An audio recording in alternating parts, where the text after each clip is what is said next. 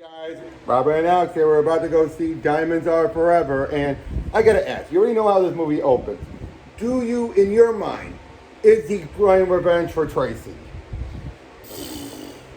That's tough. Because Connery is at his angriest. You've never seen him as Yeah, he is really So you brutal. could see it as, especially when he's threatening a woman, to choke her out. Yeah, I mean, know. we'll be seeing that. We know what's going to happen, but Yeah. do you think this... Maybe partially, but again, we talked about this before where, could it have worked for Connery? No, but not the actual movie where the romance happened. Yeah, but the aftermath now. Yeah. But then we know it's going to go back to being the goofiness a bit afterwards. But for that opening bit we're going to be seeing, in my heart of hearts, he is wanting revenge for Tracy. Yeah. I think it works better for Connery in that case because he can get very brutal. Yeah, and again, threatening a woman and just how he's just seeking revenge. In my eyes, now I get why they didn't want to reference Tracy. Right. But if I had it to write, I would have been like, that was for Tracy. Yeah. I would have had him say it after it seemed like he kills Blofeld. Yeah. Well, yeah, we're about to go see it. This is one of the movies that I know when it's going to be a dumb fun movie. Okay, well, yeah, I haven't seen it in ages, of course, but I can't wait. From what last time I saw it, I felt that way. I felt like that's why I add on the connection to the other movie because it gives a bit more depth that's clearly not really there. Yeah. In that scenario too, I couldn't see Lazenby getting that sort of angry like Connery could. Well, we don't know because he was playing a Bond who was not in that headspace. I know, but even even if you have to look at it from just that movie, it's kind of like, eh. Yeah, but that doesn't mean he couldn't help. He could have. He probably could have gone in that headspace of I want revenge. Yeah. I mean, I don't know. I'm still up in the air about that, but either way. But either way, we'll see you guys on at the end of the movie. Yep. Robert and Alex here. Before we continue, I want to say, hey man, during our last video, sorry if I came off you make a good point about arguments with your stance. I don't want to seem like I talked over you or was trying to say my way is valid and yours isn't. Yeah. I want to apologize for that. All right. Well, thank you. Yeah, but as far as with this movie, it's another divisive one. Yeah, we can see why. I feel like this was the beginning. Sorry, didn't mean to get cut off. You were saying this is the turning point. Yeah. Oh, okay. So this is the starting point where the camp was really starting to make it and to escalate. Now, and Connery better than he was in You Only Live Twice, yeah, but I mean, not perfect, but at least he was. You can trying still see issues. You can still see issues though. Yeah, absolutely. And okay, but did it have to be Blofeld? No. No. But it was a Blofeldian plot. But not Blofeld. They made Blofeld too much of a generic Bond villain in this one. Yeah, you make him goofy too. Yep. The actor they got wasn't bad. I know, great. Yeah. I know, but the other thing is that this was written to be Goldfinger's twin brother. Yeah. They wanted the actor back and everything for that. Yeah. And it shows because you have nothing to indicate Spectre whatsoever. Yeah. Did you feel anything that felt like Spectre? No, not They really. didn't even mention Spectre, did they? No, I don't think they did. He's just I'm back. No number, whatever. No number this. Where they weren't sort of slowly planning something out. It was just it was a great plan. It was a great plan, but basically, yeah, he takes over. Now the whole copy thing. Now, okay, you see what I meant about why looking at this as the opening as being a follow up from On Her Majesty adds a little more depth. Not much, but a little bit at least. Yeah, I can definitely understand that. I still do stand by that. I mean, Connery does work for being angry. I don't know if And I agree. Okay, and you make a valid point there. Again, we would never know. We would never know. That's kind of what I was trying to say beforehand. We will never know. Is what I'm trying to say. I agree with what you're saying. Yeah. From what we've seen, I don't think it could have. I mean, maybe it could have. Maybe if he had some more time, if he didn't have his ego problem. Yeah, of course. But overall, but even after that, the first, I want to say maybe half or maybe first third, not too bad. Not too bad. A good setup on a plot. Yeah. But how to describe the plot? It's all over the place. And we have what started to be a strong Bond girl that went so vapid, so it was a switch. Yeah, because she kind of had that criminal edge to her. Yeah, the criminal edge. Who knew what she was doing. She was confident in what she was doing. But then once she got out of her element, which I think that's what they were going for. She's great in her element. When she's out of her element, she's a mess. But they went too far. I think so. It would. I mean, it would have been cool if, like, I think if anyone's out of their element, they kind of have to step back and be like, okay, I'm what do I I'm do? in a new place, but I gotta sort of adapt to what. Yeah, but in her case, they're like, oh, I only know one thing. That's all I'm good at. That's all. Like, yeah, because and like part of the movie, she's out of it too. Yeah. And then they also have Plenty O'Toole. Who then they kill off stupid. I know, and even though she sounded so fake, she was just like, "Oh wow, you played this game before?" Yeah, but I did say though, I did like, what is this, a pervert convention? That got a good laugh out of me. That It was was like, funny. because you're like, what is this, a pervert convention? No! It does introduce the I was infamous. shocked. Yeah, I didn't know there was a pool down there. Yeah, But it yeah, also introduces the infamous plot hole of like how she found out. Like, yeah, how she got killed and all that. yeah, Why? which was a deleted scene that explained it, but they never used it. Here it's just they thought you were her. Yeah.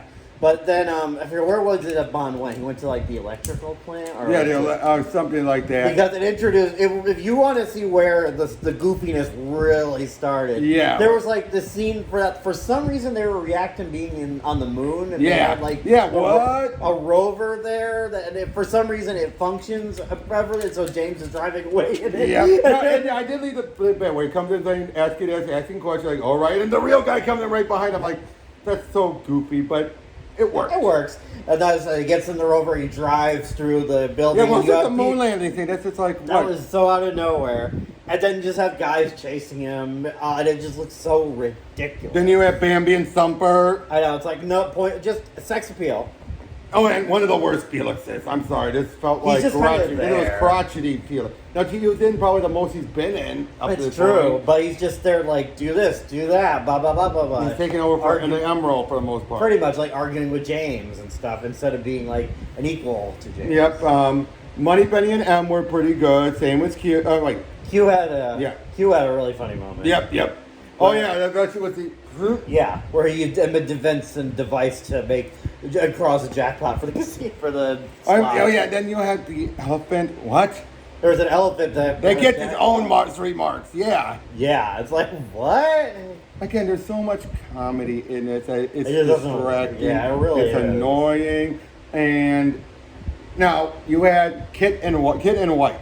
They were probably the best part of the movie. They were. They were He's so competent. They were competent yet incompetent. Yeah, I think they just felt so different from the traditional henchmen because they just came off as creepers. They came up and they're supposedly gay lovers. Yeah, in the book. I mean, it kind of hints at it in the movie, but it's not like In the book, it was definite, but in the movie, it's not explicit. it but- toys with it. It's like Yeah. they're asking way too like close. They're like, Yeah. And even like the one guy said like, "Oh, she looks pretty good for a woman." I mean, and he looks at the other guy. And the other guy's like,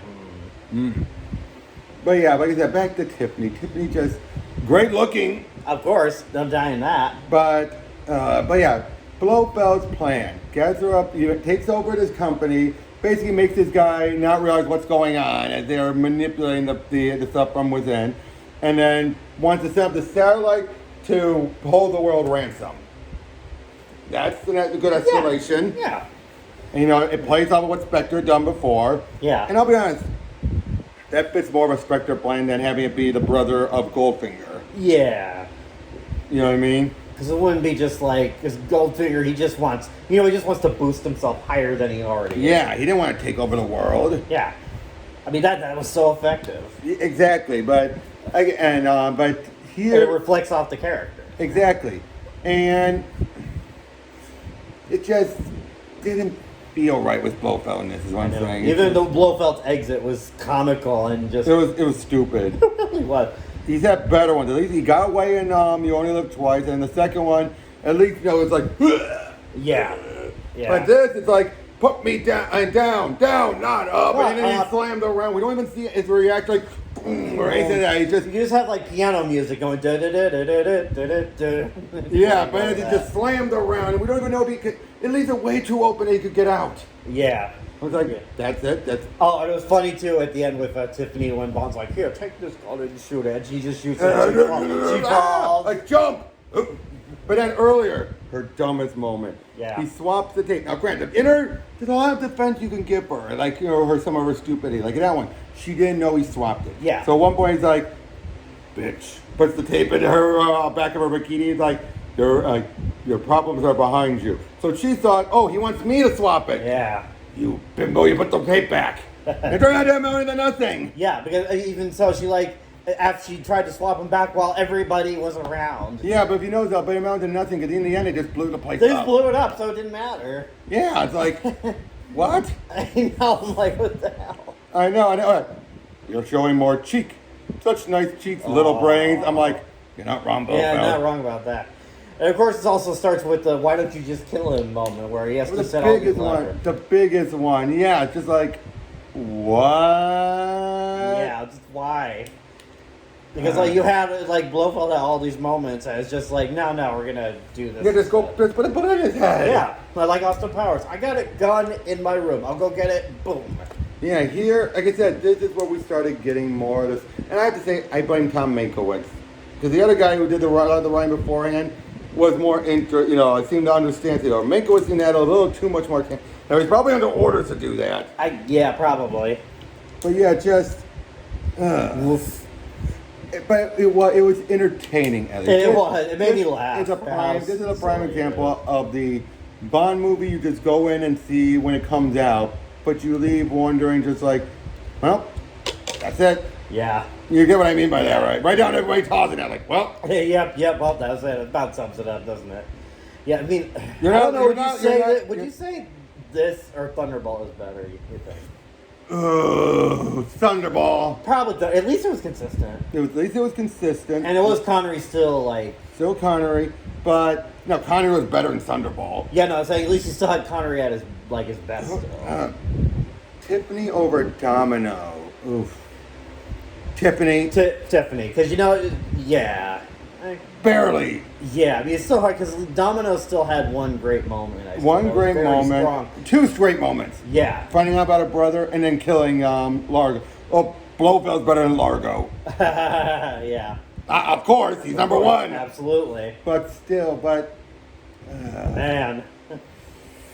Following up. Because the end to the Eon Connery, it's like, oof. Yeah. It's a big oof.